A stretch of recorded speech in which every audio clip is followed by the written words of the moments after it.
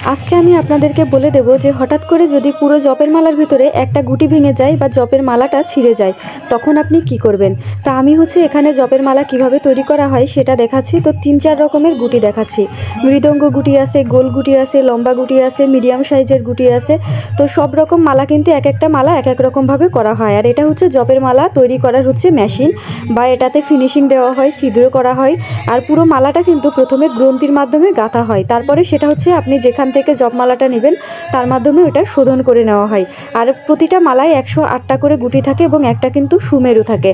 আর সুমেরুটা আমি পুরো মালার একটা পরিচয় ভিডিও দিয়েছিলাম, আপনারা চাইলে সেটা দেখে নিতে পারেন। এখন যদি ছিঁড়ে যায় তাহলে কি করবেন, তাহলে যারাই জপের মালা গাঁথতে পারে তাদের মাধ্যমে এই মালার আবার আপনি নতুন করে গ্রন্থি দিয়ে নেবেন। আর যদি জপের গুটি ভেঙে যায় তাহলে সেই গুটিটা বাদ দিয়ে আপনি নতুন একটা গুটি তাদের মাধ্যমে ঢুকিয়ে নেবেন। এটা আপনি যে কোনো যেখান থেকে জপের মালা কিনেন ওই সব দোকানে যোগাযোগ করলেই দেখবেন এরকম মানুষ পাওয়া যায় যারা জপের মালাতে গ্রন্থি দিতে পারে। অবশ্য গ্রন্থি কিন্তু সবাই পারে না, কারণ প্রতিটা গুটির আগে এবং পরে কিন্তু এই গ্রন্থিটা দিতে হয়। এটা কিন্তু ইম্পর্টেন্ট একটা নিয়ম, তাই যে কোনোভাবে আপনি সুতাটা পেঁচিয়ে বা বেঁধে রাখবেন এরকম কিন্তু এটা নিয়ম না। তো আমার পিসি জপের মালা তৈরি করে, এটা তৈরি করা কিন্তু অনেক কষ্টের, যারা দেখেছে তারা জানে।